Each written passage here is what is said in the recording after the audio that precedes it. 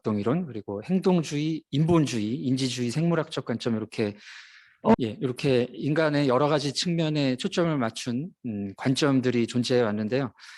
간단하게 말씀드리면 이제 정신역동 이론 같은 경우에는 인간이 무의식을 가진 존재다라는 점에 초점이 맞춰져 있고, 행동주의 같은 경우에는 이제 자극에 대해서 반응하는 존재로서의 인간, 또 인본주의 같은 경우는 이제 주체로서의 인간에 초점을 맞추고 있습니다. 인지주의라고 하면은 이제 그 인지적 과정, 인지적인 프로세스를 할 수 있는 존재다라는 점, 그리고 마지막으로 생물학적 관점은 이제 사람의 몸에서 마음이라는 것이 만들어져 나간다라는 기계론적, 생물학적인 그런 시스템을 보는 관점입니다. 자, 그리고 이제 이후에 몇 가지 관점이 중요한 관점들이 추가가 되는데, 이제 사회심리학이라는 분야는 이제 인간이 사회적 존재라는 점에 초점이 맞춰져 있는데요. 이제 혼자 어떤 일을 하는 것이 아니라 이제 여러 사람들과의 관계에서 여러 가지 영향을 주고받는다는 점이죠. 그리고 또 이 사회심리학적 관점이 확장이 된 것이 문화심리학이라고 보시면 되겠습니다. 자, 인간이라는 존재가 사회적 존재이기도 하고, 또 이 사회라는 것이 지역에 따라서 또 이제 역사와 전통에 따라서 다른 분위기를 가지고 있지 않습니까? 그래서 이제 문화라는 것 속에서 살아가는 존재다라는 것이 이제 문화심리학이 취하고 있는 관점입니다. 이제 여러 가지 이제 앞서 말씀드렸던 관점들이 혼재돼 있습니다만, 특히 문화심리학은 인간의 행동이 문화에 따라서 다를 수 있다라는 점에 좀 초점이 맞춰져 있는 심리학이라고 볼 수가 있겠고요. 문화의 정의부터 이제 잠깐 말씀을 드리고 넘어가도록 하겠습니다. 자, 문화는 굉장히 많은 정의가 있습니다만, 특히 이제 사회 유지 시스템이라는 정의를 생각하실 수가 있습니다. 자, 주어진 환경과 역사적 조건에 적응하기 위해서 인간들이 만들어 놓은 여러 가지 유형, 무형의 이제 시스템이라고 할 수가 있죠. 그래서 이제 사진 보시면은 이해가 되시겠지만은 이제 뭐 바닷가 쪽에서 사는 사람들과 초원에 사는 사람들의 그런 가치관적인 측면부터 이제 다릅니다. 아무래도 이제 바다 쪽에 사는 사람들은 그 위험을 늘 감수를 해야 되고, 또 그 바다라는 환경에서 이제 살아남아야 하기 때문에 이제 거기에 적합한 가치관들을 발전시켰을 수밖에 없죠. 또 이제 초원에서 사는 사람들은 또 거기 나름의 뭐 이제 서로 경계가 없이 서로의 영역을 침범하면서 이렇게 전쟁이라든지 이런 조건에 노출이 돼 있기 때문에 그런 또 가치관들을 발전시켰을 겁니다. 그래서 그런 그 사회 유지를 위한 것들이 마음에 이제 배어 있을 것이다. 그리고 또 이제 사람들의 행동에 나올 것이다라는 것이 이제 문화 심리학에서 따르고 있는 그런 전제라고 할 수가 있겠고요. 이런 관점에서 이제 심리학적인 문화의 정의를 보시자면은 이제 습관이라든가 행동 습관, 이제 가치관, 뭐가 더 옳고 그르다, 좋고 나쁘다라는 이런 가치관들, 또 이제 뭔가를 내가 하고 싶다, 하고 싶지 않다 하는 욕구의 체계 등이 이제 문화와 관계되는 인간의 행동을 설명할 수 있는 그런 개념들이라는 것이죠.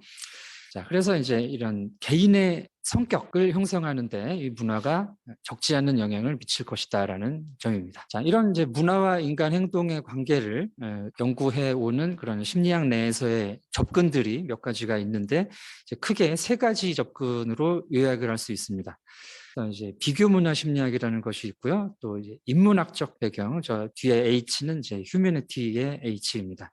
인문학적 배경에서의 문화 심리학, 그리고 토착 심리학이라는 접근이 존재하는데, 이게 이제 cultural psychology라는 문화 심리학이라는 이름으로 그냥 통용이 되고 있는 현실이죠. 일단 이 세 가지 연구 전통이 어떤 것인지 잠깐 짧게 말씀을 드리도록 하겠습니다. 자, 먼저 비교 문화 심리학이라는 접근은 이제 주류 심리학의 접근이라고 보시면 되겠는데요.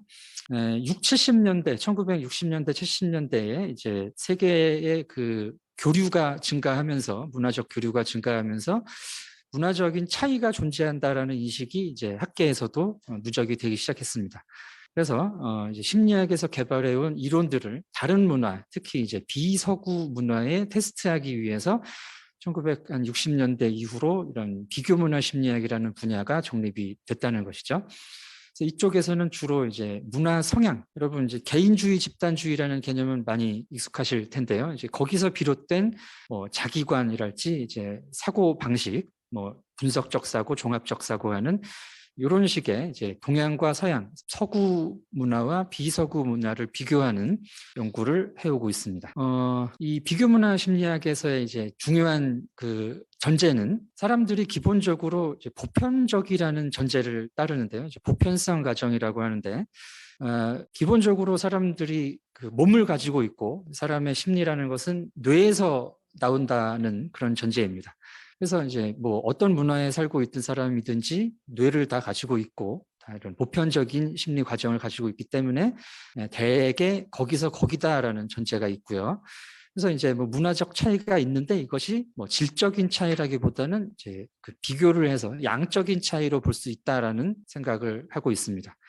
그래서 이제 심리적 개념을 종속 변인으로 보고 이제 이런 개념들은 약간 생소하실 텐데 문화를 가지고 비교를 한다는 말씀입니다. 그래서 예를 들면 뭐 개인주의 문화와 집단주의 문화의 뭐 행복이다. 그래서 이제 개인주의 문화의 행복과 집단주의 문화의 행복을 비교하는 식의 그 연구 구조가 나오게 된다는 것이죠. 또 이제 전통적인 심리학적 방법론이 이제 실험적이고 양적인 방법을 선호하기 때문에 이제 그쪽 방법을 따르고 있고요. 예를 들면 이제 이런 내용입니다. 문화 심리학 연구이고요. 비교 문화 심리학에. 자, 여러분들도 한번 잠시 보시죠. 요 가운데 A, B 사이에 꽃이 하나 있습니다. 저 꽃이 A 그룹에 속하는 것이 왠지 나는 마음에 든다. 그래야 될 것 같다. 또는 B 쪽에 속해야 하는 것이 마음에 편하다.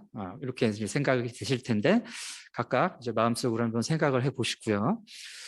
비교문화 심리학 연구에 따르면 이 가운데 있는 꽃은 이제 동양 집단주의 문화의 경우 사람들은 A 그룹에 속해야 된다라고 응답을 합니다. 여러분들도 아마 A 쪽으로 아마 말씀을 많이 하셨을 것 같은데 속으로. 또 이제 서양 집단 개인주의 문화 쪽의 분들은 B 그룹이라고 생각을 많이 하세요. 이제 그 이유는 이제 두 문화권의 사고 방식이 다르기 때문인데 집단주의 동양 쪽 사람들은 이제 전체적인 종합적인 사고를 합니다. 그래서 이 꽃을 봤을 때 이 꽃의 전체 모양을 본다는 것이죠. 그래서 A 그룹 쪽의 꽃들이 꽃잎의 모양이 둥글둥글하고 이파리를 가지고 있는 꽃이 전체적으로 많죠. 그래서 이제 동양 쪽 사람들은 A 쪽으로 얘가 들어가야 된다라고 생각을 한다는 것이고, 개인주의 문화권의 사람들은 이제 이 꽃을 볼 때도 각각의 부분들을 떼어서 분석적으로 본다고 하는 것입니다. 그래서 꽃의 모양과 줄기, 이파리 이걸 이제 따로따로 보기 때문에 공통적인 부분이 B 쪽에 있다는 것이죠. 이 줄기 모양이 직선으로 같지 않습니까? B 그룹 쪽하고 A 그룹 쪽에서는 뭐 비슷하긴 하지만 공통되는 부분이 이제 하나도 없다는 거예요. 그래서 이제 B 쪽으로 들어가야 된다. 자, 이런 이제 사고 방식의 차이를 보는 연구. 자, 또 하나만 더 이제 보신다면은 이 원숭이와 판다와 바나나가 있습니다. 이 중에 두 개를 먹는다면 이제 동양 집단주의 문화의 분들은 원숭이와 바나나를 많이 묶으시고 개인주의 문화권의 분들은 원숭이와 판다를 묶습니다. 자, 이것이 이제 이 동양 종합적 사고 이제 관계에 중심을 두고 생각을 한다는 것이죠. 요 원숭이와 판다, 바나나를 전체로 보고 이 가운데서의 관계를 찾으려고 한다는 거예요. 그래서 판다와 원숭이는 별 관계가 없습니다. 동물원에나 가야지 또 이제 다른 구역에 이렇게 나눠져 있고요. 원숭이는 그래도 바나나를 먹으니까 이게 이제 묶일 수 있다라고 생각을 하는 것이고, 개인주의 서양 쪽 사람들은 원숭이와 판다는 포유류, 이제 저 바나나는 과일, 그러니까 분류상 이제 좀 질적으로 다르다라는 느낌을 받는 것이죠. 자, 그런 연구들을 이제 많이 하는 쪽입니다. 자, 두 번째는 이제 인문학적 배경의 문화심리학인데요. 이것은 이제 심리학 쪽의 접근이 아니라 이제 인문학적인, 특히 인류학적인 쪽에서의 그 전통이 강합니다. 유럽이라든가 지금도 이제 남미 심리학 쪽에서는 이쪽으로 인문학적인 접근을 많이 하는데, 주류 심리학, 이 실험 심리학 그리고 이제 미국 중심의 심리학의 보편주의, 사람들의 심리는 보편적이다. 거기서 거기다. 그리고 탈맥락적 방법론이라는 것은 이제 실험을 강조하면서 이 질적인 차이에 관심을 두지 않는 거죠. 그런 쪽에 대한 비판에서 나왔다고 보시면 되겠고요. 이전부터 이제 인류학이라든지 사회학, 뭐 기호학 쪽에서는 어떤 인간의 어떤 심성이라든가 행동의 본질을 접근을 또 나름대로 해왔던 전통이 있지 않습니까? 그런 접근을 하는 이제 문화 심리학을 이런 인문학적 배경의 문화 심리학이라고 보시면 될 것 같습니다. 자, 연구 주제들은 뭐 굉장히 다양한데요. 뭐 이제 문화 예술, 뭐 문화 분석 등의 다양한 주제들을 연구를 하고 있습니다. 딱히 어떤 특정 문화의 심리를 또 연구해 왔던 적은 그렇게 없는 접근입니다. 상대적으로. 자, 이쪽에는 뭐 굉장히 공부하는 분들을 짜증나게 하는 굉장히 많은 접근들이 있는데요. 뭐 인류학과 기호학이 혼용된 이제 프랑스의 이제 레비스트로스 이쪽의 접근, 또 이제 기호학과 언어학 비트겐슈타인이라든가, 또 이제 미국의 브루너라는 분이 일반인 심리학이라는 일반인들이 가지고 있는 심리적 개념이나 과정들을 연구하는 접근, 또 비고츠키의 이제 활동 이론이라고 하죠. 액티비티 티어리, 그리고 프랑스의 이제 모스코비치라는 분의 사회적 표상 이론, 소셜 리프레젠테이션 이론, 또 네덜란드 쪽으로 알고 있는데 이제 심볼릭 액션 티어리, 또 뭐 세미오틱 메디에이션 뭐 등등 굉장히 나름의 접근들이 많이 있습니다. 그래서 이제 통합된 이론 체계가 없다라는 그 단점이라면 단점이고, 또 이제 본인이 이제 마음에 드는 게 있으면 취사 선택할 수 있다는 장점이라면 또 장점이 되겠습니다.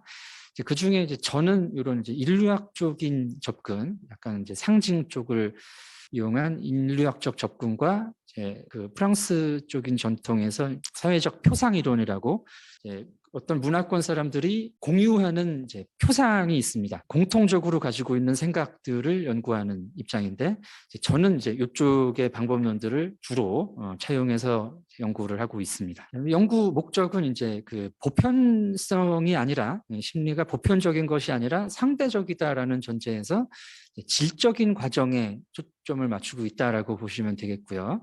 이제 구성주의적 관점에서 이제 해석적인 연구 방법을 선호를 합니다. 그래서 이제 실험이라든가 뭐 측정 이게 아니라 뭐 해석적인 방법을 가지고 있는 쪽이 이제 인문학적 배경이 되겠고요. 이제 인류학적인 그런 이제 배경에서 이제 기능주의적 접근이 이제 관계가 깊습니다. 무슨 말씀이냐면 인류학의 이제 기능주의 인류학은 이러이러한 이제 풍습이라든가 제도 이런 것들을 사람들이 발달시켜온 배경에는 그것에 기능이 있다라는 그런 관점이죠. 그래서 거기서 이제 심리적 기능에 조금 더 초점을 맞춘 것이 이제 문화심리학의 접근이다라고 보시면 되겠습니다. 사람들이 왜 이런 행동을 하는가? 그것이 어떤 기능이 있을 것이다. 그 중에서도 이제 심리적으로 어떤 기능이 있을 것이다라고 보는 것이죠. 하실 것이기 때문에 잠깐 이제 예를 하나 들어드리면, 이제 왼쪽 그림은 미국의 호피 쪽이라는 인디언입니다. 그리고 이제 이 사람들이 기후제를 지내고 있는 그림인데요. 오른쪽 그림은 이제 우리나라 풍습이었죠. 이제 신방엽복이 풍습이고, 이제 기후제 말씀을 드리면 기후제의 이제 심리적 기능이죠. 자, 농경 문화의 사람들은 기후제라는 전통을 많이 가지고 있었는데, 이게 이제 현대인들의 눈으로 보면은 굉장히 이상한 짓입니다. 근데 이제 미신 내지는 비합리적인 행동이다라고 이제 받아들여지는데, 이런 행동을 하는 이제 심리적인 이유가 있을 거라는 거죠. 이제 그 이유가 농경 문화 사람들이 비가 오지 않을 때 굉장히 불안해지는데, 그죠? 농사를 지으려면 비가 와야 되는데 비가 오지 않으면 굉장히 불안해질 겁니다. 우리 굶어 죽는 거 아니야? 이렇게. 그래서 그 불안을 해소하기 위한 장치라는 것이죠. 제의라는 것이죠.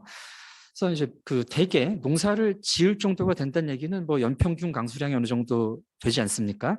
그래서 한참 가물었다라는 얘기는 곧 비가 올 거라는 그런 얘기예요. 근데 그거를 그냥 기다리는 것이 아니라 조금 이제 우리가 이제 가지고 있는 불안감을 해소하는 쪽으로 처리를 했던 것이 이제 기후제라는 전통이라는 것이죠.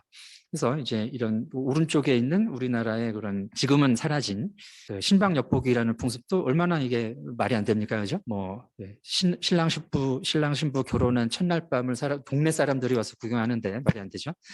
그것도 어떤 이유가 있다는 얘기죠. 그거는 뭐 오늘 말씀드릴 시간이 없을 것 같고, 또 하나는 이제 성격에 관련된 접근입니다. 자, 문화라는 것이 이제 사회 유지 시스템이라고 말씀드렸고, 그 안에서 이제 사람들의 여러 가지 습관이나 가치관을 형성하는 데 영향을 미친다라고 말씀을 드렸는데, 그것이 이제 개개인의 성격을 형성하는 데 영향을 준다라는 거예요.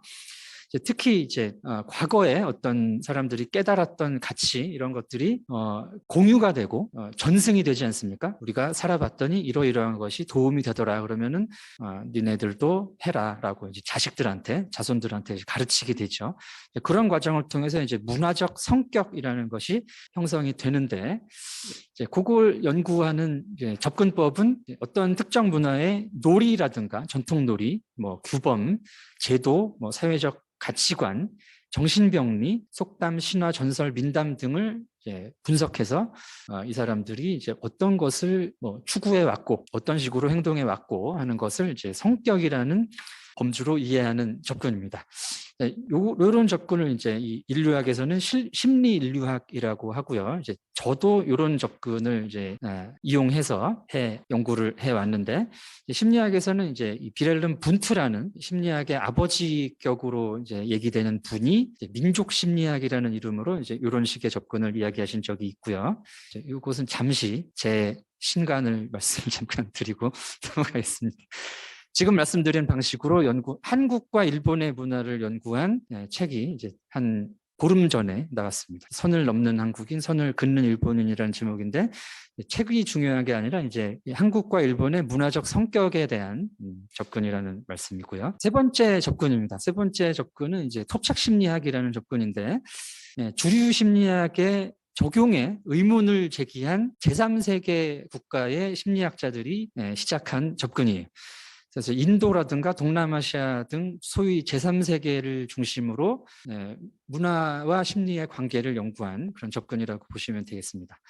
자, 이분들이 이제 미국에 주로 유학을 오셔가지고 심리학 이론들을 배우고 본인 나라에 돌아가서 연구를 해봤더니 적용이 뭐 되는 부분도 있지만 적용이 안 되고 이 사람들은 좀 다르다라는 그런 행동의 영역들이 있다는 것을 이제 발견을 한 거죠. 그래서 특정 문화의 이 심리를 연구하기 위해서는 그 나라의 어떤 토착적인 문화적 배경, 토착적인 심리적 배경을 이해해야 된다라는 접근입니다. 그래서 뭐 다양한 문화에서 토착 심리학적인 접근이 있는데 미국에서도 그 문화적 배경이 다른 다양한 인종 집단들이 있지 않습니까? 그래서 이제 흑인들 주로 이제 아프리칸 아메리칸의 뭐 심리적 과정이라든지 인도, 중국, 한국 등에서 이렇게 이제 그 나라의 고유한 문화적 개념, 토착적인 문화적 개념을 연구하는 접근이 토착 심리학입니다. 밑에 보시면은 제가 그런 이 토착 심리학 쪽에서도 연구를 했던 흔적이 있고요.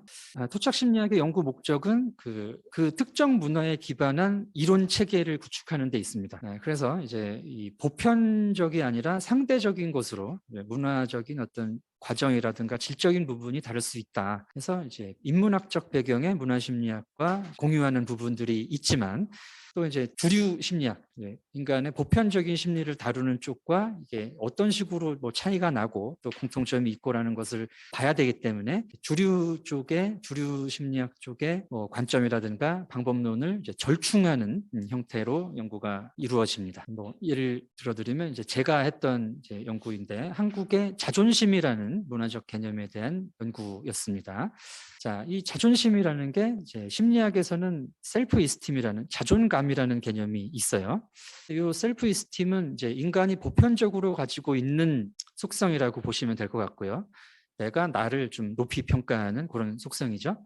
근데 이게 이제 자존심이라는 개념은 한국 사람들이 그냥 일상생활에서 자기의 어떤 심리적인 상태를 표현하는데 사용해 온 그런 개념입니다. 토착적인 개념이죠.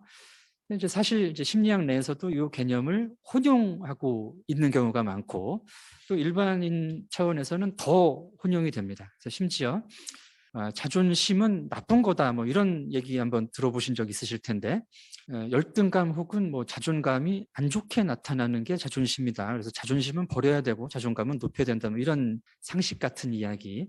근데 이제 상식도 아니고 학술적인 얘기도 아닙니다. 이제 한국인들이 자존심에 대한 어떤 표상을 가지고 있는가, 그래서 어떤 식의 공유된 행동 체계를 가지고 있는가, 이거를 이제 연구를 했었던 것이죠. 뭐 그 내용까지 다 설명드릴 필요는 없을 것 같고 이제 이런 내용입니다. 뭐 관련 맥락에서 어떤 식으로 표상을 하고 있는지에 대한 연구라고 보시면 될 것 같고요. 이렇게 이제 비교 문화 심리학, 뭐 인문학적 배경의 문화 심리학, 그리고 토착 심리학의 전통이 있다라는 말씀이었습니다. 그래서 뭐 그 이제 문화 연구를 할 때 심리학에서는 이제 그 세 접근을 가지고 내가 어떤 연구 목적을 가지고 있느냐에 따라서 이런 전통을 잘 취사 선택해서 하시면 된다라는 내용이고요. 두 번째는 이제 이런 그 문화심리학 전통에서 한국의 문화심리학이 어떤 식으로 진행되어 왔는지, 그리고 현재는 어떤 상황에 있는지 말씀을 드려보도록 하겠습니다. 이제 심리학이라는 학문, 그 이제 한국의 심리학과가 많이 생기기 시작한 시기가 한 1980년대 정도 됩니다.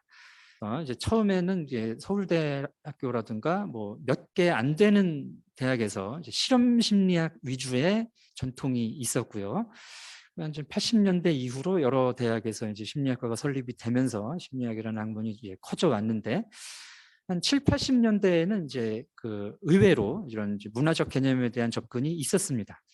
자, 고려대학교의 이제 김성태 교수님이라든지 뭐 정양은 서울대학교에 또 이제 이런 분들께서 유학의 개념들, 이제 경사상이라든지 뭐 사단 실정론, 성이론 뭐 등등에 대한 심리학적인 적용을 이제 고민을 하셨었습니다. 근데 이제 뭐 문화심리학이라는 흐름으로 이어지진 못했고요. 이제 당시 저 선생님들의 이제 개인적 관심사 에서 이제 이런 접근이 있었다라고 이해하시면 될 것 같습니다. 특히 이제 뭐 성숙 인격론이라든지 뭐 사단 실정이라는 것은 이제 정서 이론과 연관이 있기 때문에 이제 정서 이론과 관계, 또 이제 상담 이런 맥락에서 연구가 좀 있어 왔고요. 그리고 이제 80년대, 90년대 한 초반까지는 큰 뭐 문화적인 접근이 없다가 주류 심리학에서, 미국 심리학에서 80년대 후반에서 90년대 초중반에 문화에 대한 관심이 굉장히 커집니다. 배경을 잠깐 말씀드릴 필요가 있는데, 자, 미국에서 80년대 후반에서 90년대 사이에 일본에 대한 관심이 굉장히 커집니다. 그때 이제 일본이 경제적으로 엄청나게 성장을 하죠. 그러면서 이제 미국이 그 일본에 대해서 심리적인 위협을 여러 가지로 이제 받게 됩니다. 이 얘들 뭐냐? 그래서 이제 일본을 이해해야 될 필요에서 이 문화에 대한 관심이 심리학으로 이어졌다라고 보시면 될 것 같아요. 그래서 이제 DSM이라는 게 그 임상 심리학에서 정신병리를 분류하는 체계입니다. 자, 그게 이제 90년대에 한번 개정이 되는데, 이때 이제 문화적인 개념이라든가 문화적인 정신병에 대해서 이제 굉장히 많은 분류가 들어가요. 이제 그런 문화에 대한 관심에서 한국 심리학에서도 이제 비교 문화 심리학이랄지 문화적인 내용이 소개가 되고, 90년대 중후반에 이제 문화의 중요성을 강조하는 그런 연구들이 이제 소개가 됩니다. 전남대 한규석 교수님이라든가 지금은 은퇴하셨습니다만은 또 이제 여러분 문화심리학자 하시면 이제 김정훈 박사님 많이 이제 보셨을 텐데, 이제 그분이 문화의 중요성에 대해서 많이 얘기를 하셨고, 90년대 후반에 이제 몇 개 대학의 문화심리학 전공이라는 게 설립이 되고요. 저도 이제 이 시점에 들어가서 공부를 한 케이스입니다. 그리고 이제 중앙대 최상진 교수님이라는 분이 이제 한과 정, 체면, 눈치, 심정 등 한국의 토착 심리적인 개념에 대해서 이제 토착 심리학적인 접근으로 많은 이제 연구를 하셨었습니다. 그리고 이제 유교 심리학이라는 또 분야라고까지는 좀 그렇고, 역시 이제 그 심리학 하시는 분들의 개인적인 관심사 또 소양에서 출발한 접근이었는데요. 성균관대 심리학과의 이제 한덕훈 교수님이라는 분이 이제 퇴계 이황의 심학을 재해석한 연구들을 이제 많이 하셨고, 이제 퇴계 심리학이라는 책으로 나와 있습니다. 그리고 이제 서강대 조궁호 교수님이라는 분이 이제 선진 유학 사상, 이제 진나라 이전의 유학 사상을 가지고 심리학과의 관계를 정리를 하신 유학 심리학이라는 책이 나와 있고요. 사실 이제 이 분들의 이제 유학적인 소양에서 출발을 한 접근이기 때문에 후학이 있다든지 관련 연구가 막 진행되지는 않았었습니다. 자, 그리고 이제 2000년대 이후에는 나름 문화심리학이 약간은 이제 활성화가 돼서 심리학 내에서 몇 가지 주제에 대한 이제 연구들이 진행이 됐었는데, 그 첫 번째는 이제 집단주의 문화권 내의 차이에 대한 연구입니다. 이제 앞서 말씀드렸듯이 이제 주류 심리학에서는 크게 이제 개인주의 문화와 집단주의 문화, 동양 문화와 서양 문화를 비교하는 그런 연구의 흐름을 가지고 있죠. 근데 이제 집단주의 문화권 내에서는 과연 차이가 없느냐, 이런 의문들을 가진 사람들이 나왔습니다. 그래서 대표적으로 이제 한중일이 되겠죠. 우리가 이제 한국이고 옆에 있는 두 나라 해서 이 이노미야 요시유키라는 이제 일본 분인데 저희 선배님이시고요. 이분이 이제 특히 일본 사람하고 한국 사람들의 심리적 차이가 적지 않다라는 쪽에서 이제 주체성, 대상성, 자율성, 자기라는 자기관 연구입니다. 자기관에 대한 연구를 진행이 됐고, 또 이제 토착 심리학적인 흐름에서 이제 문화적 정서라는 주제를 가지고 신명이나 억울, 부러움, 삐침 등의 이제 한국적인 토착 개념들을 개념화하는 연구가 이제 한 5, 6년 전까지 있었고요. 또 참견, 서열성, 자존심 등의 또 연구가 있었습니다. 그래서 2015년경에 이제 제가 그 홍린 선생님께 소개해드린 문화심리학이라는 이제 교과서로 사용할 수 있는 이런 이론들이 조금 정리가 한번 됐습니다. 자, 그리고 지금부터는 제가 조금 저로서는 억울한 말씀인데, 심리학이라는 이제 전체 흐름에서 문화심리학의 중요성이 한풀 꺾이는 그런 시기가 됐습니다. 지금은. 주류 심리학에서 이제 개인주의, 집단주의라는 틀을 가지고 문화에 대한 연구를 굉장히 많이 쏟아냈었는데 2000년대 이후로 관심이 이제 좀 떠났다고 볼 수가 있는 거죠. 이제 그들 입장에서는 개인주의, 집단주의를 가지고 한 연구는 좀 충분히 했다. 그렇기 때문에 이제 좀 행복이라든지 긍정 심리학이라고 하는 쪽으로 이제 연구 주제가 좀 바뀝니다. 자, 그리고 이제 한국 심리학 내에서도 좀 저는 약간 이 부분이 좀 불만인데, 그 문화라는 주제를 이제 한국 심리학회는 약간 이제 주류 심리학의 정의를 많이 따라가요. 그래서 개인주의, 집단주의라는 주제가 별로 이제 매력적이지 않은 것이죠. 그거를 이제 발표를 할 때도 없고 연구도 많이 됐고 하기 때문에. 그래서 그 문화심리학 전공을 가지고 있던 곳에서도 이 전공이 폐지가 되든지 더 이상 이제 운영이 되지 않는 상황입니다.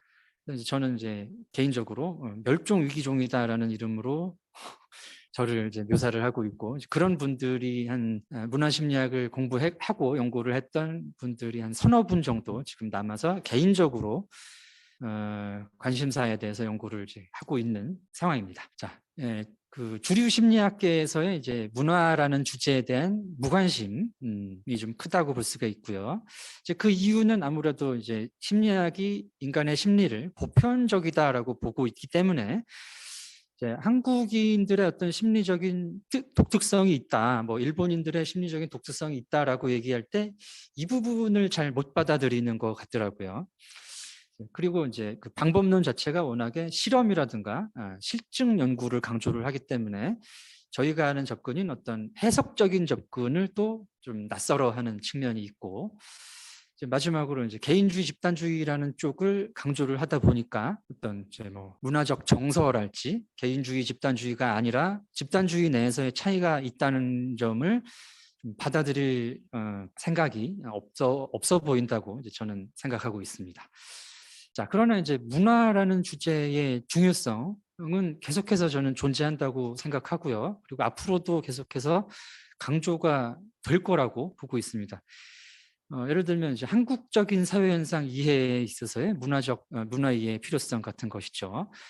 여러분들도 잘 아시다시피 이제 한국의 어떤 그 독특한 문화적 현상이라고 하면은 사회 갈등이 좀 대표적이지 않습니까? 굉장히 그 여러 계층이라든가 집단으로 나뉘어서 이제 서로 갈등을 하는 양상, 최근에는 거의 혐오의 모습으로 나타나는, 또 굉장히 낮은 한국의 행복도라든가 살기가 되게 힘들다라고 생각을 많이 하죠, 한국 분들이. 또 이제 부동산이랄지 이런 자기의 그 사회적 계층에 대한 생각들. 또 이 국제적인 세계적인 또 문화 현상도 적지 않습니다. 일본의 그 지속적인 우리 입장에서 보면 이제 도발이라고 할 수 있는 또 중국이라든지가 아니고 중국의 문화 공정 같은 현상, 또 한국이 다문화 사회화로 진행되면서 겪게 될 그런 갈등들, 지금 이제 한류가 강조가 되고 있습니다만은 이런 일들은 또 왜 일어나는지, 앞으로 또 어떻게 될 것인지에 대한 예측이랄지, 이런 부분에서 이제 한국이 내내 일본이나 중국 사람들하고 똑같다라는 전제는 별로 도움이 안 된다는 저는 입장이고, 한국 사람들의 이런 한국의 문화적인 현상의 배경에는 한국 문화가 분명히 있다라고 저는 생각을 합니다. 그래서 뭐 지금은 어쩔 수 없이 혼자 개인적으로 활동을 하고 있습니다만, 자, 그런 현실이고요. 그래서 이제 그 유교문화연구소에서 이 한국 문화에 대해서 이제 그래도 접근을 해왔고 알고 있는 사람을 섭외를 하실 때 제가 있을 수 있었던 이유가 아닌가 합니다. 그래서 저는 이제 사실 이제 겸손하게 말씀을 드리면 죄송합니다. 그렇게 이제 대단한 큰 뭐 학자라고 생각은 하지 않습니다만은, 하는 사람이 저밖에 없기 때문에 제가 이런 자리에 와 있을 수 있다라고 생각을 하고요. 이제 다음은 이제 세 번째로는 이제 진짜 여러분의 이제 관심 내용이실 한국의 전통 사상과 한국인 심리의 어떤 관계 또는 연관성에 대해서 말씀을 드려보도록 하겠습니다. 근데 제가 앞서 말씀드렸듯이 이제 저는 약간 인류학적인 인문학적인 접근을 해왔고, 또 이제 심리학이라는 분야에 있었기 때문에 유교 또는 유학이라는 이런 어떻게 보면은 좀 경전에 근거한 접근, 개념적인 접근은 좀 경험이 없고 좀 저한테도 좀 생소한 것이 사실입니다. 그래서 이제 제가 알고 있는 문화심리학의 주제들, 그것들이 이제 어떤 식으로 과연 연관이 될지 이제 개인적으로 나름 생각해 본 내용들 위주로 말씀을 드리도록 하겠습니다. 첫 번째 주제는 한국인의 자기관이라는 개념인데요. 이 자기관이라는 것은 나에 대한 생각입니다. 내가 나에 대해서 가지고 있는 생각인데, 이 자기관에 따라서 행동의 범위가 달라진다라는 전제가 문화심리학에는 있습니다. 내가 어떤 존재냐, 여기서 이제 타인과의 상호작용의 방식이 결정이 된다라는 것이죠. 그래서 이제 과거에 현재 이 주류 심리학에는 이제 이런 문화 자기관 이론이 존재합니다. 독립적 자기, 상호 의존적 자기 이론이라는 것인데요. 90년대 초반에 미국의 마커스, 미국에서 활동하고 있는 일본계 심리학자시죠. 기타야마라는 분이 개념화한 개념입니다. 자기관입니다. 자, 개인주의 문화에서는 독립적 자기라는 자기관이 나오고, 집단주의 문화에서는 상호 의존적 자기라는 자기관이 나올 것이다라는 이론인데요. 간단하게 말씀드리면, 개인주의 문화의 특징은 이런 겁니다. 지금 이제 이 지구상의 개인주의 문화로 분류할 수 있는 나라들은 북미, 미국이나 캐나다, 그리고 이제 서유럽, 영국, 프랑스, 독일, 네덜란드 이런 데죠. 자, 그리고 이제 북유럽 쪽이 좀 해당이 되고요. 이 문화의 특징은 개인의 독자성과 독특성을 강조한다는 데 있습니다. 개인의 스스로의 이제 유능감, 그리고 이 사람들은 이제 사회적 관습에서 상대적으로 자유로운 편이고요. 타인과 내가 기본적으로 분리되어 있다. 나는 독립적인 존재다라는 생각을 많이 합니다. 그래서 이런 문화에서 자란 사람들이 나는 독립적인 사람이다라는 자기에 대한 생각, 그것이 이제 독립적 자기, independent self라고 할 수 있다는 것이죠. 그리고 집단주의 문화는 이제 굉장히 많습니다만 아시아, 아프리카, 남미, 그리고 이제 유럽권에서도 그리스라든가 이탈리아 이쪽은 굉장히 집단주의적인 문화가 있고요. 이탈리아의 그 마피아 아시죠? 패밀리 집단주의적 아니겠습니까? 또 이제 동유럽 러시아 쪽에는 이제 가족주의, 우리를 굉장히 또 강조하는 문화가 있습니다. 자, 이 집단주의 문화는 이제 집단 내에서의 화합이라든가 협동, 또 집단 구성원으로서의 의무나 책임이 강조되는 문화이고요. 사회적 규범이 중시가 되고 타인과의 관계가 강조가 됩니다. 그래서 이런 문화에서 살아온 사람들은 상호 의존적 자기, 나는 다른 사람들과 관계에서 규정된다라는 생각이죠. 자, 이런 생각을 가지고 살게 된다라는 점입니다. 그런데 이제 이것이 문제가 좀 있는데 이제 위에 거 말고 밑에 내용만 말씀을 드리겠습니다. 이 문화가 굉장히 많은데 너무 이분법적으로 문화를 구분했다라는 거예요. 그래서 개인주의 문화는 사실 이제 북미라든가 서유럽, 북유럽 이렇게 사실 뭐 맨날 안 되고 대부분의 나라가 집단주의로 분류가 됩니다. 특히 가장 대표적인 집단주의 문화권인 아시아 문화, 동아시아에서도 한국과 중국, 일본의 어떤 차이가 관찰이 되고, 그죠? 일상생활 수준에서 관찰이 되고 현상적으로 다르다는 것이 존재를 하는데 이게 이제 같다고 얘기가 되니까 이게 좀 문제가 있지 않겠느냐라는 생각을 이제 몇몇 심리학자들이 하게 된 거죠. 그래서 나온 것이 이제 그 주체성, 대상성, 자율성, 자기 이론입니다. 좀 생소하시겠지만 좀 말씀을 드려보면은 자, 아까 그 먼저 말씀드렸던 문화적 자기관 이론이 이제 독립적 자기하고 상호 의존적 자기라는 두 가지 자기관으로만 얘기를 했지 않습니까? 그거를 세 가지 요소로 나눴다는 거예요. 그래서 이제 자율성 자기라는 것은 먼저 말씀드렸던 독립적 자기와 유사합니다. 나는 다른 사람들과의 관계에서 독립적인 존재다. 그리고 이 상호 의존적 자기라는 부분을 주체성 자기와 대상성 자기로 쪼갰다라고 보시면 돼요. 그래서 나는 다른 사람들과의 관계에서 존재를 하는데 이 키 컨셉 보시면은 사회적 맥락에서의 영향력의 방향성, 내가 다른 사람들과의 관계에서 어떤 영향력을 주고받느냐 이걸 가지고 요 인디펜던트, 인터디펜던트, 상호 의존적 자기라는 부분을 나눴다라고 보시면 되겠습니다. 이 그림으로 말씀드려보면은 주체성 자기라는 것은 이제 나를 다른 사람들과의 관계에서 나의 영향력을 발휘하는 주체로 본다는 겁니다. 그래서 나에게서 영향력이 나가는 것이죠. 그래서 그 주체가 나다. 대상성 자기라는 것은 다른 사람들과 나와의 관계에서 나는 다른 사람들의 영향력을 받아들이는 대상이다라는 입장입니다. 자율성 자기는 이제 오토매티컬리 내가 자율적으로 알아서 하겠다라는 내용이 되겠죠. 그래서 이런 요소를 개개인이 다 가지고 있고 그 어떤 비중이랄까요? 그 비율에 따라서 어떤 문화적인 색깔이 결정이 된다라는 것인데요. 이제 정의는 이제 방금 말씀드린 내용이고 여기서 그 대인관계의 양상이라든지 문화적인 그런 색깔이 행동의 방식이 나온다라는 점입니다. 자, 주체성 자기 부분 보시면 나를 사회적 영향력을 미치는 존재라고 보기 때문에 관계를 맺을 때 다른 사람들과의 관계를 맺을 때 나는 다른 사람들을 이끌겠어, 가르치겠어, 통제할 거야, 관리할 거야라는 쪽으로 욕구가 나올 거라는 거죠. 대상성 자기는 나를 다른 사람들의 영향력을 받아들이는 쪽이라고 생각하기 때문에 내 영향력을 미치려는 것이 아니라 다른 사람의 영향력을 수용하고 다른 사람에게 의존하고 보조하는 쪽으로 행동을 하게 될 거라는 것입니다. 그래서 전체적으로 이 행동의 양태가 주체성 자기 쪽은 이제 원심적, 밖으로 뻗어나간다는 말씀이죠. 그래서 자기 현시라는 얘기는 자기를 자꾸 드러내려고 하는 나의 존재감이나 나의 영향력을 드러내려는 쪽으로 가고 대상성 자기 쪽은 이제 구심적, 끌어당기는 거죠. 나는 이제 들 수 있으면 내 생각이라든가 의견, 감정 같은 거는 얘기하지 않고 억제적인 행동을 보일 거라는 겁니다.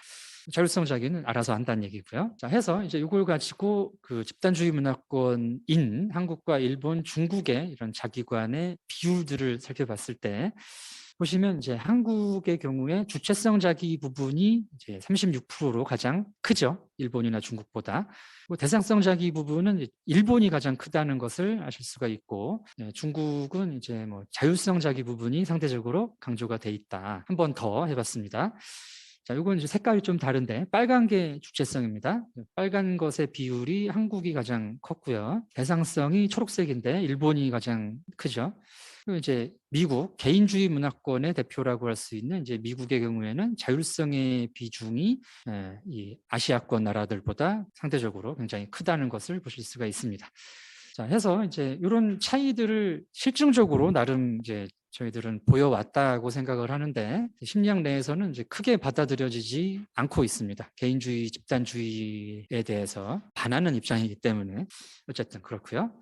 여기에 이제 약간 토착적으로 토착 심리적으로 이제 한국인의 자기관에 좀 더 독특한 점을 추가를 한 부분이 한국인의 자기 가치감이라는 부분입니다. 자기 가치감이라는 것은 이제 자기 존중감의 한 요소인데 내가 되게 가치 있는 존재다라는 생각입니다. 쉽게 말씀드리면은. 그래서 이제 이 개념적으로 보시면은 그 히긴스라는 학자의 이제 자기 불일치 이론이라는 것이 있는데 여기 나오는 개념으로 이해를 하시면 좀 편해서 예를 들어봤습니다. 자, 나 안에 나라는 개념이 여러 차원이 있을 수 있겠죠. 그 중에 이상적 자기, 현실적 자기, 의무적 자기라는 차원이 있다. 자, 이 중에 이제 이상적 자기라는 건 뭐냐면 내가 나를 이상적으로 평가하는 부분입니다. 여러분들도 한번 이제 생각을 해보시면 자, 일단 현실적 자기가 있어요. 내가 뭐 키가 몇이고 월수가 얼마고 뭐 학력이 어떻게 되고 그죠? 어느 동네 살고 차종이 뭐고 하는 이런 나를 묘사하는 객관적인 지표들이 있습니다. 요게 이제 현실적 자기고요. 이상적 자기는 내가 나를 주관적으로 지각하는 부분인데 조금 그 과하게 평가하는 부분이 있죠. 내가 월수가 얼마지만 사실 나는 이 정도 받을 사람이 아니야 라든가 나는 뭐 사실 이런 차를 타고 다니지만 나는 사실 뭐 더 리무진이라든 뭐 이런 이제 자기에 대한 생각들 요게 이제 이상적 자기라고 보시면 될 것 같습니다. 그리고 의무적 자기는 이제 사회적으로 내가 해야 되는 역할이고요. 이 중에서 이 자기 가치감이라는 개념은 이상적 자기가 현실적 자기보다 크고 그 이상적 자기 부분을 현실적 자기 이게 나다라고 생각하는 것이 자기 가치감이에요. 근데 이제 제가 보는 한국인들의 자기에 대한 생각은 요 이상적 자기가 굉장히 강조된 부분이라는 거죠. 나는 되게 잘났다 말씀드리자면. 그래서 이제 여러 가지 이 한국인들의 자기 가치감에 대한 실증적 증거들이 있습니다. 자, 일단 그 자기 존중감이라는 개념도 아시아권 나라에서는 한국이 제일 크고요. 또 이 비현실적 낙관성이라는 개념이 이제 한국이 가장 큰 거를 이제 보실 수가 있는데 이 개념은 뭐냐 하면 이 사회에는 그 기저율이라는 것이 있습니다. 베이스 라인이 되는 확률이 있죠. 예를 들면 이제 누구나 사람이 평생 동안 암에 걸릴 확률이 뭐 몇십 퍼센트다 이런 거 있지 않습니까? 국가 뭐 보건 통계에서 잡힌. 예를 들면은 한국인들은 평생 한 번쯤 암에 걸릴 확률이 한 30% 된다. 그러면 당신은 어떻게 생각합니까? 라고 물어봤을 때 한국인들은 전 한 20%, 10% 혹은 0% 이렇게 대답하는 사람이 많다는 얘기예요. 이게 이제 비현실적 낙관성입니다. 근데 일본인들의 점수를 보시면 0에 한없이 수렴하죠. 그죠? 이것이 의미하는 바는 일본인들은 기저율에 같은 응답을 한다는 얘기입니다. 자, 일본인들이 평생 암에 걸릴 확률이 30%입니다. 당신은요? 저도요. 라고 대답을 하면은 0이라는 답이 나온다는 거죠. 중국이 오히려 한 중간 정도 되고요. 그래서 이제 한국 사람들은 어떻게 보면은 굉장히 나에게 불행한 일이 별로 안 닥칠 것이다. 그리고 좋은 일이 많이 닥칠 것이다라는 자기 인식을 가지고 있기 때문에 이렇게 비현실적 낙관성을 이렇게 지각한다라고 볼 수 있는 것이죠. 또 이제 자존심이라는 게 이제 한국인들에게 굉장히 중요하고 그리고 이 자존심이 세고 자존심을 지켜야 된다는 행위 양식이 있다는 것은 높은 자기 이상 때문이다라는 것이 이제 심리학 외에서 뭐 사회학 등등 여러 그 학자들이 공통적으로 하고 있는 인식입니다. 자, 유능감 유형 연구는 이제 일본과의 비교 연구였는데요. 뭐 요점만 말씀드리면은 이제 한국인들이 높은 자존감을 가진 사람들이 많다라는 점입니다. 특히 이제 일본 사람들은 여기 일본 분도 한 분 계신데 그 자존감이 조사를 하게 되면 굉장히 낮은 수준으로 나타납니다. 그 이유가 이제 그 심리학에서는 비교문화 심리학에서는 이제 일본인들이 집단주의 문화이기 때문에 집단주의 문화는 그 집단 내의 조화라든가 이런 게 중요하죠.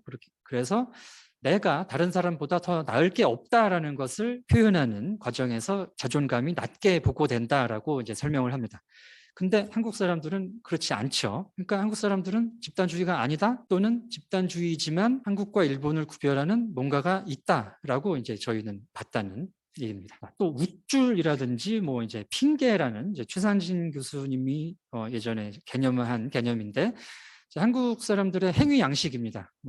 잘난 척이라고 보시면 되겠죠. 이제 막 우쭐우쭐하고 이제 나 이런 사람이야라는 노래도 있지 않습니까? 또 이제 뭐 직함이라든가 이런 걸 중시한다든지 내가 누군지를 알고 이래 뭐 갑질이라든가 이런 것이 자기를 굉장히 드러내려는 한국적인 그런 문화 현상이고, 또 핑계가 많다라는 것도 이제 자기 가치감에서 비롯되는 행위 양식이라고 이제 보여진다는 것이죠.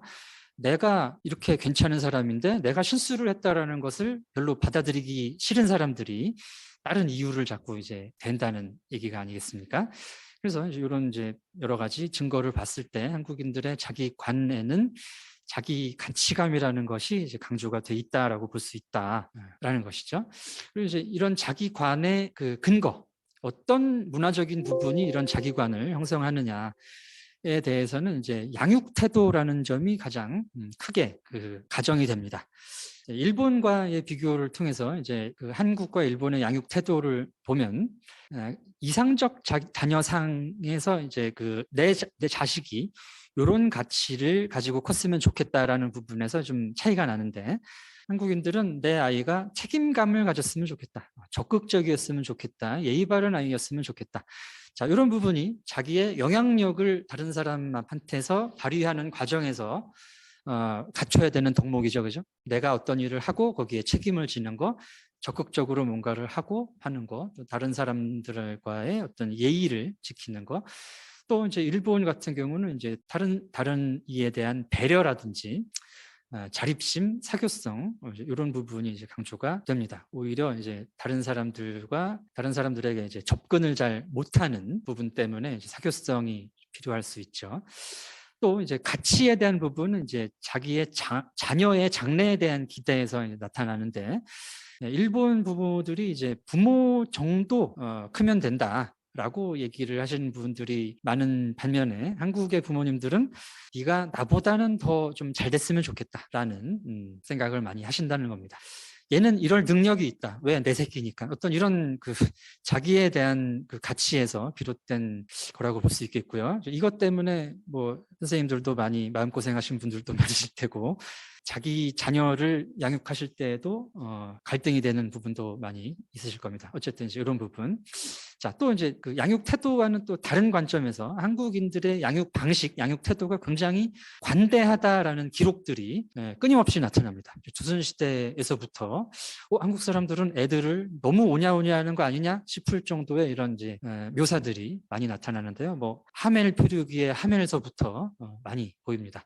이제 한국 학자시죠. 이제 브루스 커밍스라는 분도 이제 그런 얘기를 했고, 그래서 이걸 요약하자면은 이제 왜 우리 애 기를 죽이냐, 기 살리는 육아라고 할 수 있는데, 이제 이런 부분 때문에 어떤 그런 자기 가치감이 자기가 되게 잘난 줄 아는 사람의 유형으로 키워지는 것이 아닌가라는 것이죠. 그래서 특히 이제 칭찬받은 경험을 비교했을 때, 이제 일본 분들은 굉장히 어렸을 때 칭찬을 못 받고 크신다고 해요. 근데 이제 저도 어린 아이들이 최근까지 있었습니다만 요새 좀 커서 징그러워졌는데 아기들 클 때 이제 굉장히 칭찬 많이 해주시잖아요. 뭐 밥 먹고 트림만 해도 아이고 내 새끼 잘했다, 뭐 방구만 껴도 아주 뭐 시원하게 잘 꼈다, 이런 식의 이제 어떤 태도를 보실 수가 있습니다. 이제 이거는 이제 제가 뭐 체계적으로 연구를 해온 분야는 아니지만, 과연 그 유교적인 또는 이제 한국의 전통적인 어떤 가치관이 이런 그 자기관에 영향을 미쳤을까 한번 생각을 해본 부분입니다. 유교에서는 이제 일단 그 군자에 대한 생각이 중요할 거라고 생각이 되는데, 군자가 되어야 된다라는 거는 이제 굉장히 내가 어떤 높은 이상을 가지고 거기 도달해야 된다라는 점이죠. 또 도달할 수 있다. 그리고 그 과정을 통해서 이제 자기 수양을 굉장히 강조를 합니다. 또 이제 유학의 여러 이론들은 그 자기 조절, 자기 통제, 자기 수양에 대한 이론들이 또 많이 있다고 알고 있고요. 뭐 성경 등의 이론.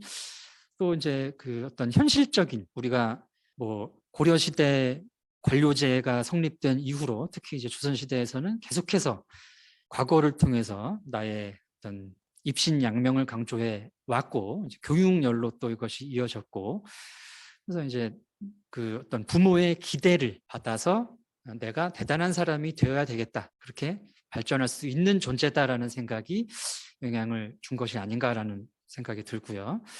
또 이제 천도교, 동학에서 파생한 천도교에는 이제 사람이 곧 하늘이라는 인내천 사상이 있는데, 동학은 상대적으로 후대에 성립된 종교입니다만은 전통적인 그 인간에 대한 생각이 반영돼 있을 것이라고 봅니다. 또 이제 한국의 전통 민화, 신화나 설화에서도 한 인간이라든가 인간 세상에 대한 굉장히 긍정적인 가치들이 많이 묘사가 되는데, 단군 신화에서도 이제 이 환인께서 이 사람 사는 세상을 내려다보니까 이게 굉장히 좋아서 내가 신이지만, 신계의 사람이지만 내려가겠다라고 생각을 하시지 않습니까? 그리고 또 이제 그 한국의 변신 설화, 동물들이 사람이 되는 설화들을 보면 그 공통점이 다 사람이 부러워서, 사람하고 같이 살고 싶어서 등등의 이유로 변신을 합니다. 이런 점에서 어떤 이제 인간에 대한 굉장한 어떤 믿음이 있는 문화였다라고 이제 볼 수 있다라는 것이죠.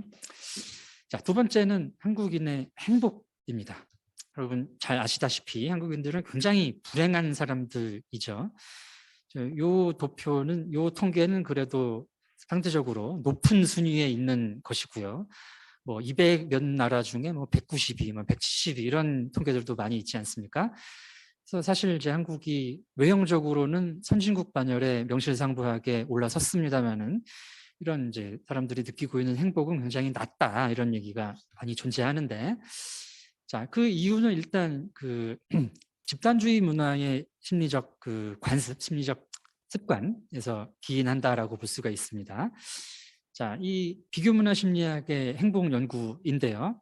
자, 여러분들도 한번 생각해 보시죠. 이제 왼쪽 그림 먼저 보시고, 가운데 2번 달고 있는 사람의 표정이 행복해 보이십니까? 행복해 보이죠? 그죠? 웃고 있죠? 자, 오른쪽 그림에서 가운데 2번 달고 있는 사람은 행복해 보이시나요? 애매하시죠? 그죠? 자, 집단주의 문화권의 사람들은 여기서 이제 이 사람이 안 행복하다라고 대답을 많이 합니다. 근데 개인주의 문화권 사람들은 얘가 행복하다라는 응답이 대다수예요. 자, 그 이유는 개인주의 문화권의 사람들은 저기 있는 5명의 사람들이 다 독립적인 개체입니다. 그래가지고 제가 웃고 있기 때문에 쟤는 행복할 거다라고 생각을 하는 거예요. 근데 집단주의 문화권의 사람들은 같은 쪽을 보고 있죠. 그러니까 쟤네들은 어떤 한 팀, 같은 과, 어떤 같은 집단이라고 그 관계를 보는 거죠. 근데 다른 애들이 지금 표정이 썩어 있는데 얘만 웃고 있다. 이 얘기는 이 집단이 지금 불행한데 얘가 지금 억지로 웃고 있거나 아니면 쟤 때문에 딴 사람들이 불행한 상황인 거예요. 그러면 이 상황에는 제가 행복해도 저건 행복이라고 우리는 부르면 안 된다라고 생각을 하는 거죠. 자, 그래서 이런 이유 때문에 사실 이제 집단주의 문화권에서의 행복이 좀 낮게, 서양 문화권보다 낮게 나오는 것은 사실입니다. 근데 이제 한국인들의 행복은 또 다른 이유가 있다고 저는 생각을 하는데, 가장 큰 부분이 이제 높은 기대입니다. 자, 이 행복이라는 그 개념이 굉장히 추상적이고 또 어려운 복잡한 개념인데, 그 개념 중에는 이제 이런 정의가 있습니다. 행복은 기대분에 실제 얻을 수 있는 것이다. 내가 기대하는 것이 있고 내가 이제 손에 쥔 것이 있을 때 기대하는 부분이 클수록 손에 쥔 것이 더 작다고 느껴지는 것이죠. 자, 근데 아까 이제 한국인들의 자기관에서 제가 한국인들은 굉장히 나를 이상적으로 높이 평가하기 때문에 나에 대한 기대가 굉장히 큽니다. 그래서 현실이 굉장히 시궁창처럼 느껴질 확률이 크죠. 내가 이렇게 좀 괜찮은 사람인데, 이렇게 능력이 있는데 왜 이 현실은 나를 못 알아주느냐, 왜 나의 이런 이상을 펼칠 조건이 안 되느냐 하면서 이제 실제로 내 객관적인 지표보다 더 불행하게 나를 지각할 수 있다라는 점인 거예요. 그래서 이제 그 자기관이라는 측면이, 자기관의 특성이 낮은 행복에 영향을 준다라고 저는 보고 있습니다. 자, 그리고 이제 또 심리적인 개념 중에 상대적 박탈감이라는 개념이 있는데, 타인과의 비교를 통해서 느끼는 결핍감입니다. 자, 1억을 가진 사람이 10억을 가진 사람과 비교하면서 불행한 게 상대적 박탈감이에요. 자기 집이 20억인 사람이 50억인 사람과 비교하면서 불행한 게 상대적 박탈감입니다. 그래서 어떻게 보면 굉장히 주관적인 불행감이죠. 객관적으로 10억, 20억 가진 사람들이 굳이 불행해야 될 이유는 뭐 비교를 통해서 뭐 자기가 불행해지겠다는데 뭐 답이 없겠습니다만은 그렇죠. 자, 이 2019년에 NH투자증권에서 한 그 조사가 있어요. 자, 이 월소득을 바탕으로 나를 저소득층이라고 생각하는 사람들의 이제 비율을 봤을 때 대략 한 월수 500 이상을 고소득자라고 분류를 했을 때 이 사람들이 한 반이 나는 찢어지게 가능하다 라고 생각을 했다라는 점입니다. 들으시는 분들 중에 굉장히 상대적 박탈감이 올라오시죠, 그죠? 저도 지금이 아니라 한 번도 저랬던 적이 없는데 나야말로 저소득자인데 지금 벌 만큼 버는 사람들이 자기가 저소득자라고 생각을 하는 비율이 저렇게 크다라는 거예요. 자, 사실 이런 식으로 생각을 하면 아무리 그 소득이 올라가든가 아무리 객관적으로 행복할 일이 많아도 불행할 사실 소지밖에 없습니다. 일밖에 없습니다. 자, 이 상대적 박탈감의 정의인데요. 내가 원하던 어떤 것을 내 외에 누군가가 가지고 있으면 내가 그거를 소유할 자격이 있는데 또 그걸 내가 가질 수 있었는데 못 가졌다. 그리고 그걸 내가 못 가진 데 대해서는 내 책임이 아니다. 자, 요게 이제 상대적 박탈감입니다. 자, 예를 들면 부동산이라든지 이제 주식, 코인 같은 거로 한번 스스로 생각을 해보시면 나는 코인으로 떼돈을 벌 수 있었는데 그리고 그럴 자격이 있었고 왜냐하면 별거 아닌 내 친구가 코인으로 큰 돈을 벌었기 때문이죠. 그죠? 그런데 내가 그걸 갖지 못한 건 내 책임이 아니야. 자, 여기 투자를 내가 해야 되는데 규제를 갑자기 정부에서 걸어가지고 내가 못 받았다. 어떤 이런 식의 이제 심리적 과정이 나가게 되는 겁니다. 이제 벼락거지라는 말이 이제 작년, 재작년에 많이 유행을 했었죠. 부동산이 갑자기 오르면서 우리 집 값은 그대로 있는데 우리 집보다 더 오른 사람들 때문에 내가 상대적으로 거지가 됐다라는 생각입니다. 객관적으로는 전혀 손해본 거는 없어요. 근데 이제 상대적 손해 때문에 굉장히 가슴이 아픈 것이죠. 자, 그래서 이제 이 상대적 박탈감이 이제 한국 문화에서 한의 원인으로 하나 이제 고려가 되는 부분입니다. 억울함, 왜 나는 부당하게 이걸 갖지 못했다라는 생각. 이 억울함이 이제 한의 초기 감정 중에 하나이고요. 그래서 한은 한국인들의 어떤 문화적 감정 경험 방식, 그 감정의 질이자 경험 방식으로 이제 볼 수가 있는데 이런 한국적인 정서 경험의 밑바탕에 이런 상대적 박탈감이라는 것이 있다라는 점이고요. 뭐 그 원인이 어떤 자기 가치에서 오는 주관적인 불행감에 있다라는 생각입니다. 자, 여기서도 이 낮은 불행감에 이제 영향을 미치는 것이 일단 이제 자기 가치감인데, 이제 또 하나는 그 어떤 자기 수양 과정에서 오는 반성입니다. 자기 반성. 반성이라는 행위는 부정적 정서를 동반합니다. 내가 왜 이랬을까? 나는 이건 그러지 않았어야 됐는데 그랬다. 굉장히 속이 쓰리죠, 그죠? 가슴이 아프고. 자, 이 부정적 정서는 행복과 반대가 되는 정서입니다. 내가 평소에 살면서 부정적 정서를 많이 경험할수록 나는 안 행복한다라고 지각을 할 수 있는 것이죠.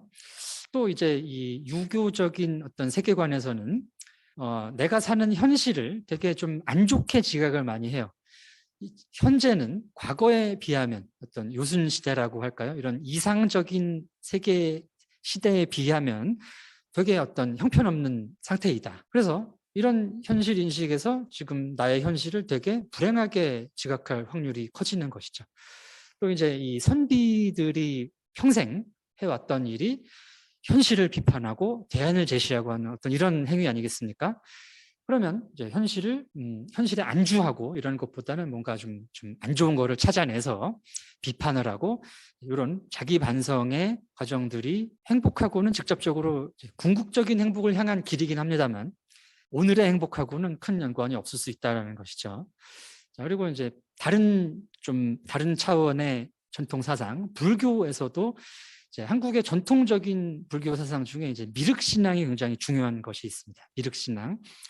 자, 한 6세기, 7세기경에 크게 유행했던 그 사상인데 이 미륵 사상을 요약하면은 구세주 신앙입니다. 저 미륵이라는 분이 구세불이에요. 이 현실이 뭐 10만 년인가 등간 한참 뒤에 끝난 다음에 이제 미륵이 오셔가지고 우리를 구원할 거다라는 믿음. 그게 이제 미륵 신앙인데, 자, 1500년 전부터 한국인들은 미륵 신앙을 가지고 있었습니다. 자, 여러분 그 서해안 바다 쪽에 가보시면은 매향리라는 지명이 이제 종종 있죠. 그 매향이 향을 묻었다는 의미인데, 그게 미륵이 오셨을 때 그 향을 캐내가지고 미륵님께 바치겠다라는 의미의 의식이에요. 그래서 1500년 전부터 한국인들은 구세주를 기다려왔던 분들입니다. 그럼 그 얘기는 무슨 뜻입니까? 현실이 굉장히 살기가 힘들기 때문에 구원을 기다린다는 얘기잖아요. 그래서 지금도 이제 많은 어떤 사이비 종교들이 생기고 사람들의 어떤 돈을 우려내는 분들이 자기를 구세주다, 미륵이다라고 하는 것이 이런 심성에서 온다고 저는 보고 있고요. 기독교가 한국에서 이렇게 상대적으로 빨리 쉽게 뿌리 내릴 수 있었던 점에도 이 예수님하고 이 미륵이 굉장히 이미지적으로 비슷한 부분이 있습니다. 어떤 그런 부분 때문이 아닐까 검증할 수는 없지만 그런 생각을 가지고 있고요. 자, 세 번째는 이제 한국인들의 사회적 행동입니다. 제가 첫 그 개요에서는 이제 정치 참여 쪽으로 말씀을 많이 드렸는데 기본적인 내용들을 말씀을 드려야 될 것 같아서 몇 가지 추가를 했습니다. 자, 사회적 행동에서 이제 두드러지는 것이 이제 일단 체면이라는 것이 있고요. 체면은 이제 뭐 사회적 지위가 됐던 내적 자기가 됐던 이제 다른 사람 앞에서 나의 행동 거지와 관계된 이런 행위 양식이라고 보실 수 있겠습니다.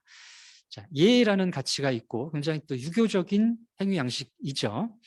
자, 근데 이제 문화적으로 그 같은 유교 문화권이라고 할 수 있는 중국과 일본과 약간의 차이가 있습니다. 뭐 많은 연구가 이루어진 부분은 아니지만 중국의 경우에는 이 체면의 작동 범위가 나의 친인척이라든지 아니면 이제 관시로 맺어진 개별 관계에서 드러나는 경우가 많다고 해요.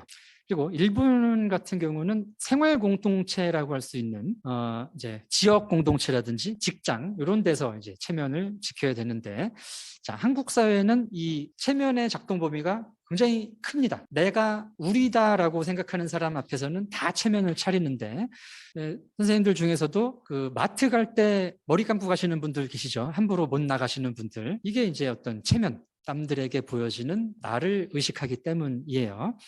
근데 이제 상대적으로 뭐 예를 들면 중국 분들 같은 경우는 이런 외모라든가 이런 쪽에서 한국인들보다 훨씬 덜 신경을 쓰는 측면을 볼 수가 있죠.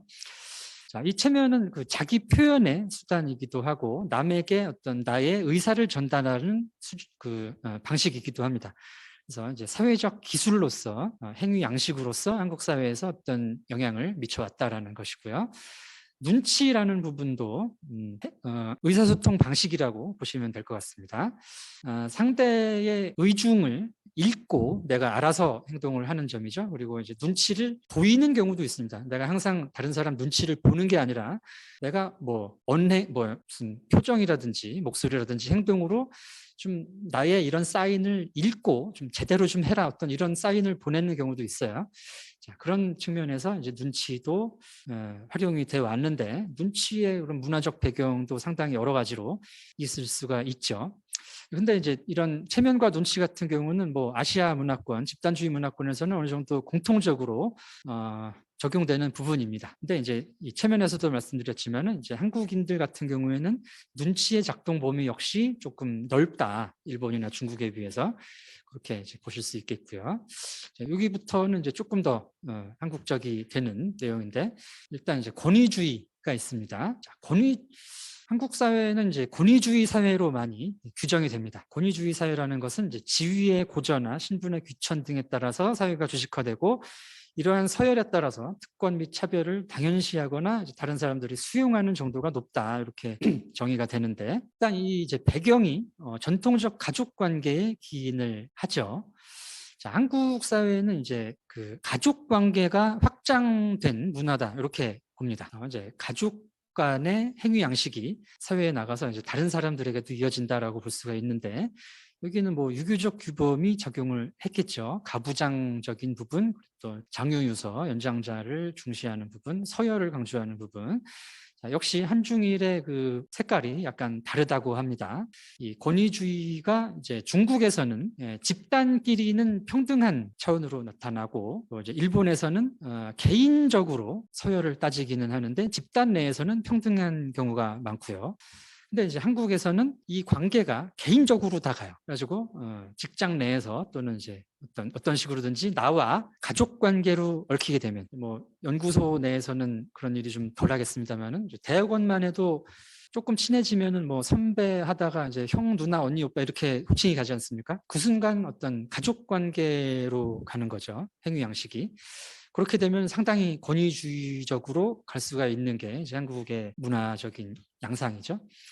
이런 그 권위주의적인 서열 관계가 가장 부정적으로 드러나는 부분이 이제 갑질이 아닌가 하는데, 이 갑을은 보통 이제 그 계약서상의 양자를 의미합니다만은 한국에서는 갑의 어떤 특권이 을에 의해서 받아들여지는, 그래서 갑이 을에게 아무거나 해도 되는 어떤 이런 식으로 받아들여지는 경우가 있습니다. 물론 이거는 유교적인 부분이 아니죠, 그죠? 유교에서는 절대 사람을 갑질해라 이런 식으로 가르치지 않습니다. 그런 가르침을 한 적이 없죠. 그래서 어떤 뭐 일제 강점기랄지 군사 독재의 어떤 잔재가 아닌가라는 추정을 하고 있고요. 어쨌든 뭐 일단 이제 이런 그 서열에 따라서 다른 식의 행위 양식이 요구된다라는 점은 뭐 전통적인 행위 양식과도 연관이 있을 수 있다. 자, 그러나 이제 그 한국 문화가 밑도 끝도 없이 처음부터 끝까지 다 권위주의적이기만 한 것은 아닙니다. 자, 예를 들면 이제 굉장히 한국 문화가 탈권위적인 부분이 있어요.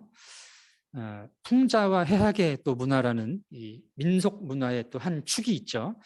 유교적인 또 이제 선비 문화라는 측면과 어떤 평민의 그런 풍자와 해학의 문화, 이게 이제 크게 두 축이라고 볼 수가 있는데, 이쪽에서는 이제 권위를 굉장히 또 거부하는 속성이 있습니다.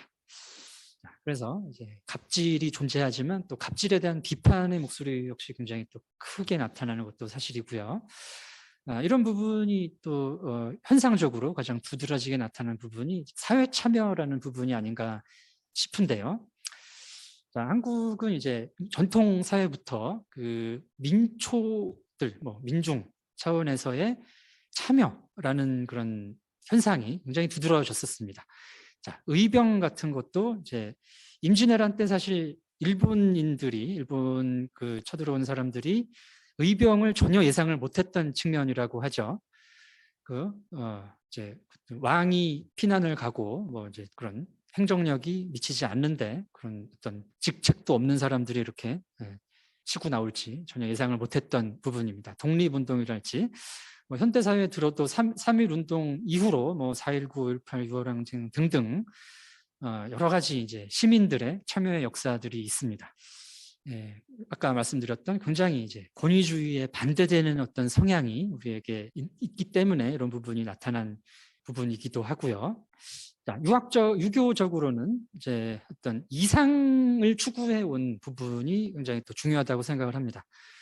이것을 이제 아까 잠깐 광고 드렸던 책에서는 이제 도리의 한국인, 의리의 일본인 이런 식으로 이제 제가 구분을 했는데, 한국인들은 상대적으로 도리를 추구해 온 사람들입니다. 드라마 사극 같은 데 보시면 여러분들 선조 보기에 부끄럽지 않으십니까? 뭐 이런 얘기 많이 나오잖아요. 조상님 보기에, 아니면은 후손에게 부끄럽지 않은 세상을 만들어야 되지 않겠습니까? 뭐 하늘 우러러 한 점 부끄럼 없기를 하는 어떤 세상 사람들을 규정하는 어떤 법칙이 아니라 항상 어떤 도리랄지 이상적으로 추구해야 될 가치를 추구했던 사람들이라는 것이죠. 그리고 선비라는 사람들이 그걸 해왔던 사람들이고, 또 그것을 실천하는 방식이 항상 사회적 참여로 나타났습니다. 관료적인 역사였기 때문에 그런 것일 수도 있고요. 그래서 일단 이 어떤 성현의 가르침을 실천하는 방식은 수신제가를 한 다음에는 반드시 이제 시국청편화를 해야지, 혼자 어디 산에 들어가가지고 혼자 이렇게 지내는 것을 이렇게 바람직하다라고 보지 않았죠. 가서 후학이라도 가르치셔야지. 자, 유교적인 전통이고요. 불교에서도 굉장히 참여적인 모습이 나타납니다. 호국불교. 자, 동남아시아나 인도 쪽에 이제 소승불교적인 전통은 나라가 어떻게 됐든 나만 깨달으면 그만이다라는 생각이 강합니다. 근데 우리나라는 전쟁이 나타나면은 스님들이 무기를 들죠. 살생을 금하라는 게 이제 불교의 대표적인 가르침입니다만은 사람 죽이는 기술을 그렇게 또 연말을 평소에도 하시고 이분들이 자, 중생을 지키기 위해서 이 중생들이 살아가는 세상을 내가 지키기 위해서 그렇게 이제 참여를 하시는 방식으로 불교에서도 이런 전통이 존재했습니다. 자, 요거는 꼭 어떤 특정 가치, 특정 뭐 종교나 사상의 영향이라기보다는 한국인들의 우리 개념하고 관계가 깊다라고 생각이 되는데, 문화심리학에서 이제 제가 정의하고 있는 한국인들의 다른 사람에 대한 생각은 자기 확장적 우리입니다. 그래서 이 내가 우리라고 부르는 집단은 곧 나예요. 이제 이 가장 좀 와닿으실 만한 예가 우리 남편, 우리 아내라는 표현입니다. 자, 이 우리를 영어로 잘못 옮기시게 되면은 our wife라든지 our husband 이런 게 되는데 이런 의미가 아니잖아요. 한국인들은 알고 있습니다. 우리 남편 이거는 내 남편이란 얘기죠. 이 우리가 곧 나기 때문에 나올 수 있는 표현입니다. 우리 학교, 우리나라라는 것이. 그래서 이 남의 일이 아니라 내 일이기 때문에 사회 참여라든가 이런 일이 있을 수 있는 게 아닌가라는 가정을 가지고 있습니다. 자, 그렇고요. 마지막 주제는 이제 현세주의라는 부분인데, 한국 문화는 굉장히 현세적이다, 현세주의적이다라는 묘사들은 많습니다. 근데 구체적으로 어떤 연구는 별로 없고요. 그래서 바로 이렇게 말씀을 드렸는데, 심리학에서는 이제 물질주의라는 개념이 있고, 한국인들이 물질주의 수준이 높다. 그런데 이제 물질주의는 행복과 낮은 관계가 있습니다. 행복과 반대되는 관계이기 때문에 한국인들이 물질주의적인 문화를 가지고 있고, 그래서 이제 덜 행복하다라는 쪽으로 연구가 좀 되고 있어요. 근데 이제 이 물질적인 부분에 큰 가치를 두는 것은 사실이죠. 여러 사상에서 원인이 있다라고, 근거가 있다, 근원이 있다라고 생각이 됩니다. 일단 유교에서도 유교라는 그 사상 자체가 굉장히 현실적인 사상이지 않습니까? 뭐 이제 종교가 아니라 이제 거의 현실을, 그죠? 제가 이해하는 바로는 현실에 대한 이런 가르침이고, 현실의 문제에 집중을 했기 때문에 이런 현실적인 가치관을 가지게 된 것이 아닌가. 또 이제 뭐 가치관 또는 욕구적인 측면에서 출세라든가 입신양명에 대한 가치관이 현실적인 행위 양식으로 또 진행이 되겠고, 또 이제 중요한 한국의 전통 사상 중에는 이제 무속이 있습니다. 자, 무속은 이제 보통 안 좋은 쪽으로 얘기가 참 많이 되고, 무당하고 얽혔다 그러면은 이제 되게 나쁜 평가를 받습니다만은, 한국인들의 심층 심리에서는 절대 빠질 수 없는 부분이라고 저는 생각하고 있습니다. 자, 근데 이제 무속의 이제 얼개는 현실의 문제를 해결하기 위해서 신을 개입시킨다는 거죠. 무속에 있어서 이제 무당, 사제의 역할은 신도들의 현실 문제 해결입니다. 그래서 신도들이 와가지고 남편이 요새 사업이 안 돼요. 자식이 뭐 어떻게 대학을 가야 돼요. 그러면은 내가 기도를 해주마, 구슬을 해주마 한 다음에 자기가 모시고 있는 신을 불러와요. 그죠? 자, 이게 또 이제 굉장히 한국적인 특징입니다. 이 샤머니즘이 시베리아 일대에 이제 퍼져 있는 전통 신앙입니다만은, 한국으로 오면서 이 샤머니즘의 색깔이 달라진 것이 신이 사람 세계로 내려옵니다. 자, 이 시베리아 샤먼들은 그 구슬할 때 자기가 그 어떤 뭐 트랜스 상태에 빠져 들어가지고 자기가 신계로 올라갑니다. 그래서 뭔가 신하고 만나서 얘기를 해가지고 와서 사람들한테 이제 자기 얘기를 해주는데, 한국의 무당들은 신을 인간 세계로 끌어내려와요. 그래서 이제 그 신이 직접 무당의 몸으로 들어오죠. 신이 실린다라고 하는데, 그래서 이제 직접 얘기를 해주는 겁니다.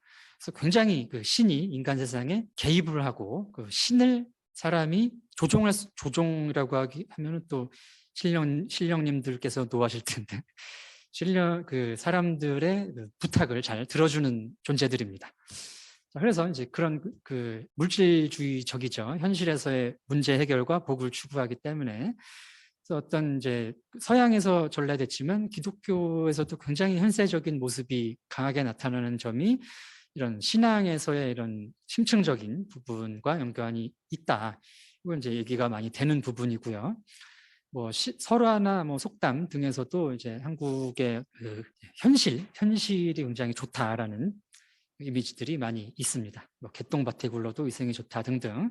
한국 사람들은 그 이제 영화나 드라마를 통해서도 알 수 있는 것이 이런 관심사라든지 문제들이 항상 현재에 있죠. 그래서 뭐 도깨비라든지 귀신 이런 요괴들이 한국 드라마에도 나옵니다. 도깨비 보셨죠? 또 뭡니까 그 김수현 씨 나온 거, 전지현하고 나온 거 뭐죠? 하여튼 그 외계인 또 구미호 뭐 등등 이런 사람들이 이런 존재들이 나옵니다만은 사람들이 다 사람들 틈에서 살면서 사람하고 연애하고 싶어하고 그렇게 이제 어울려 살아가는 모습을 보여준다는 거죠. 일본 문화하고 특히 비교했을 때 이제 굉장히 차이가 나는 측면입니다. 일본 문화는 좀 상대적으로 현실이 아닌 곳에서 현실의 얘기를 하더라도 현실이 아닌 곳을 빌어서 그런 얘기를 하려고 하는 문화적인 색깔이 굉장히 강하죠. 이런 측면은 이제 그 현세주의적인 측면으로 볼 수 있지 않을까라는 점입니다. 이렇게 이제 제가 준비한 부분은 다 말씀을 드렸고요. 이제 질의응답을 하기 전에 이제 제가 말씀드린 것처럼 이제 한국심리학회에서 어떤 하나의 전통이라든지 흐름을 가지고 공식적인 입장으로 존재하는 한국 문화라든가 문화심리학에 대한 입장은 찾기가 힘들고 좀 개인적으로 그런 활동들을 하고 있다라는 제 견해라든가 이런 부분들은 그렇게 이해를 해주시면 감사하겠습니다. 감사합니다.